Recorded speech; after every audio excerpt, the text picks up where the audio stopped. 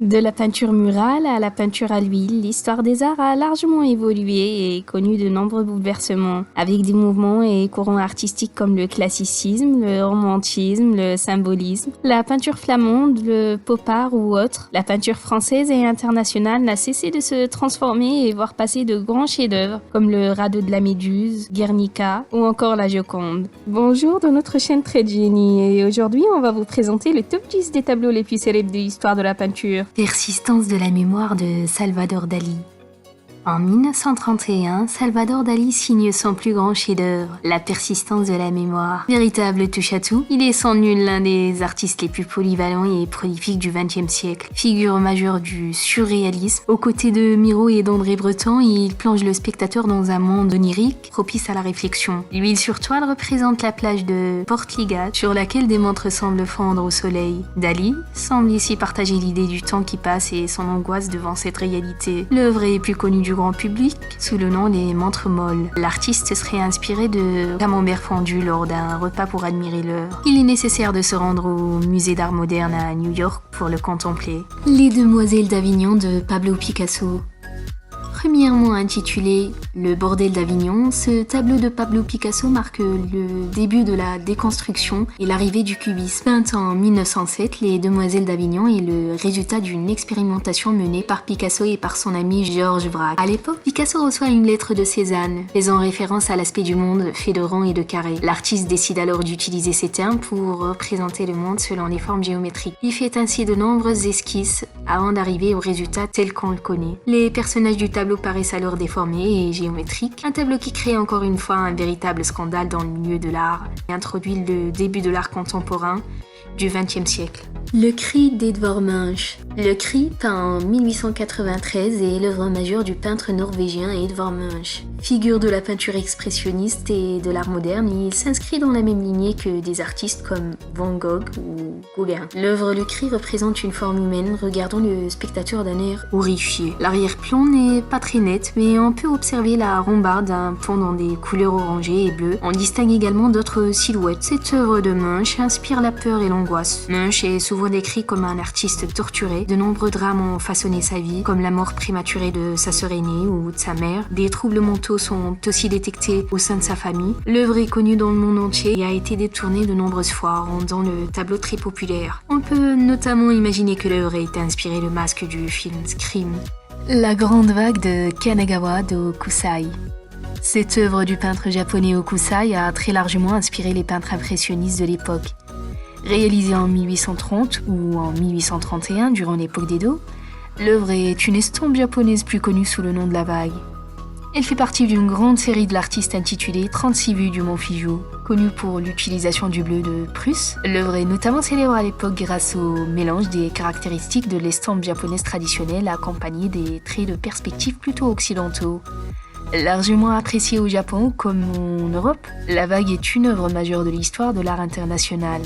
Plusieurs versions sont conservées par les musées Guimet, le musée métropolitain des arts à New York, le musée britannique, ainsi que la Bibliothèque nationale de France. Le déjeuner sur l'herbe d'Édouard Manet. Le déjeuner sur l'herbe est une œuvre majeure de l'histoire. Considérée comme l'une des premières œuvres de la peinture moderne, elle est à l'époque rejetée par le jury du salon de 1863. Le tableau est alors exposé au salon des refusés la même année, puis l'année suivante suscitant l'indignation des visiteurs. La femme nue du premier plan accompagnée de deux hommes habillés choque les Parisiens. L'œuvre est largement critiquée tant par son sujet que par son style. Édouard Manet, en réalisant cette peinture, se détache définitivement des codes de la peinture de l'époque. La perspective n'est pas respectée et les ombres et lumières détachent les personnages du sous-bois. Une façon de peindre très peu appréciée à l'époque, mais qui fait de Manet l'un des plus grands peintres de notre histoire. Impression soleil levant de Claude Monet. Peint en 1872 par Claude Monet, Impression soleil levant marqua l'histoire de l'art en créant le mouvement impressionniste. Claude Monet reproduit à cette époque le port du Havre dans un style totalement étranger pour l'époque. Au thème sérieux et actuel du romantisme, Monet préfère mettre en avant les scènes quotidiennes comme le lever du soleil. Le nom impressionniste vient alors des critiques d'art de l'époque qui se moquent de ce nouveau style annoncé par Impression soleil levant. C'est notamment dans le journal satirique le Charivari que les critiques s'amusent à moquer les artistes comme Renoir, Pissarro et bien sûr sur Monet. Le journal dira notamment « Messieurs Monet, Pissarro et Mademoiselle Morisot semblent avoir déclaré la guerre à la beauté ». Cette critique de l'époque donna donc naissance au grand mouvement des impressionnistes, se détachant des œuvres très académiques de l'époque. Les peintres impressionnistes prennent plaisir à peindre des instants de la vie quotidienne faits de couleurs plutôt vives. Avec ce tableau, Claude Monet est donc considéré par les historiens de l'art comme un véritable chef de file pour le mouvement. Le radeau de la Méduse de Théodore Géricault. Premièrement appelé scène d'un naufrage par son auteur, Théodore Géricault, le radeau de la Méduse est l'une des peintures les plus célèbres du mouvement romantique, mouvement artistique dans lequel les événements d'actualité de l'époque ont toute leur place. Ce tableau de 491 cm d'auteur et de 716 cm de largeur, peint entre 1818 et 1819, représente alors un triste événement survenu en 1816, au large des côtes sénégalaises. Une frégate de la marine royale fait alors naufrage au bord des côtes africaines. Son capitaine, peu expérimenté, n'arriva pas à redresser l'embarcation. Les chaloupes n'étant pas suffisantes pour le nombre de marins, les officiers restants ont dû construire un radeau avec les moyens du bord. Sur les 150 hommes partis sur le radeau, seuls 10 survécurent aux tempêtes et épisodes de cannibalisme qui affecta l'équipage. Pour réaliser cette œuvre, le peintre Géricault fit un véritable travail d'enquêteur en cherchant toutes les informations nécessaires pour coller le plus possible à la réalité. En arrière-plan, un tableau de sauvetage est même dessiné, donnant de l'espoir aux échoués, mais en vain puisque celui-ci ne les verra pas. La liberté guidant le peuple, d'Eugène Delacroix. Il est sans doute l'un des tableaux les plus connus du musée du Louvre. La liberté guidant le peuple a été réalisé par le peintre romantique Eugène Delacroix en 1830, puis exposé au Salon de Paris de 1831, en référence à la Révolution des Trois Glorieuses qui suivra la Révolution française. Durant la Restauration et sous le règne de Charles X, des émeutes éclatent à Paris et des barricades se lèvent pour défendre la liberté du pays. C'est ainsi que se met en place la monarchie de Juillet. La liberté guidant le peuple est une allégorie de la Révolution parisienne de juillet 1830. Delacroix n'a pas fait le coup de feu pendant les événements révolutionnaires des Trois Glorieuses. Il décide cependant de peindre pour la patrie en faisant la représentation d'une barricade. Le titre du tableau était alors Scène de barricade. Dans ce tableau, il montre qui a fait la révolution. Les ouvriers, les étudiants, dans les faits les républicains et les bonapartistes de l'époque. Il montre aussi, en ne les représentant pas comme combattants, que les bourgeois sont absents des combats. Pourtant, ce seront eux qui s'installeront au pouvoir après cette révolution. En fait, l'analyse du tableau montre que Delacroix, mais surtout on garde les révolutionnaires de 1830 entre les dérapages possibles de cette révolution. Dérapages dont la bourgeoisie a très peur. Le tableau est souvent repris comme symbole de la République et de la démocratie. Il est exposé au Louvre depuis 1874. Guernica, de Pablo Picasso. Grande œuvre de Picasso exposée au musée Reina Sofia de Madrid. Guernica fait partie des œuvres les plus importantes du XXe siècle et témoigne d'un terrible événement, le bombardement allemand de la ville, du même nom que le tableau en 1937. Pablo Picasso souhaite alors retranscrire l'horreur, mais surtout la souffrance des habitants espagnols ressentis lors de la guerre civile du pays. Le bombardement fera près de 2000 morts. La composition du tableau et sa taille en font une œuvre impressionnante et bouleversante. Aujourd'hui, Guernica est exposé au musée Reina Sofia à Madrid. Le but de Picasso avec cette murale de grande taille mesurant pas moins de 3,5 mètres d'auteur et 7,8 mètres de largeur, et d'attirer l'attention du monde entier sur le bombardement de la ville basque de Guernica par les bombardiers allemands qui soutenaient les forces nationalistes du général Franco pendant la guerre civile espagnole. La toile fut longtemps gardée au MoMA de New York, selon le souhait du peintre. Celle-ci ne reviendra en Espagne qu'en 1981, une fois le général Franco décédé.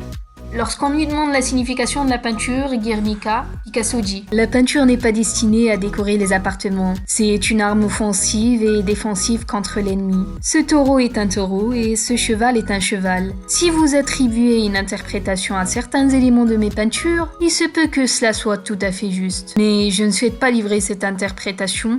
Les idées et les conclusions auxquelles vous parvenez, moi aussi je les ai obtenues, mais instinctivement, inconsciemment. Je peins pour la peinture, je peins les choses pour ce qu'elles sont. La Joconde, de Léonard de Vinci.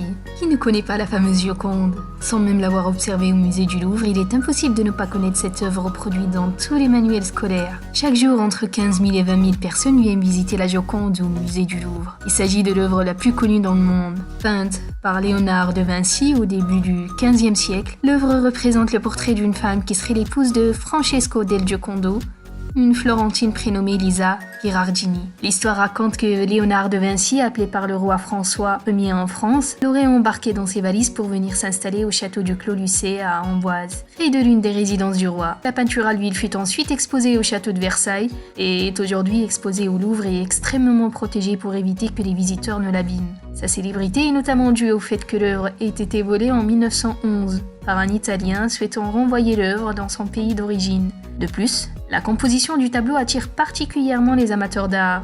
En effet, le portrait est cadré d'une façon originale pour l'époque, un peu comme une photo d'identité de nos jours. Mais en plus du cadrage, il a été remarqué que la Joconde nous suivait du regard, quel que soit l'endroit où nous l'observions. Un mystère encore étudié aujourd'hui et qui montre bien tout le génie de Léonard de Vinci. Aujourd'hui, environ 6 Français sur 10 affirment se rendre au musée au moins une fois par mois. L'occasion de découvrir ou redécouvrir les artistes français, les grands maîtres de la Renaissance italienne ou encore les huiles sur toile du mouvement cubiste. Alors au musée du Louvre, musée d'Orsay ou centre Pompidou, n'hésitez pas à vous perdre dans les grands musées nationaux à la découverte de l'histoire. Alors, êtes-vous un passionné de la peinture et des arts? Si c'est le cas, lequel des 10 tableaux vous a-t-il le plus inspiré? Laissez-nous la réponse en commentaire. N'oubliez pas de vous abonner à la chaîne et d'activer la cloche de notification pour être au courant de toutes nos nouveautés. Mettez un pouce bleu pour nous encourager si la vidéo vous a plu. Pour ma part, je vous dis à très bientôt pour une nouvelle vidéo.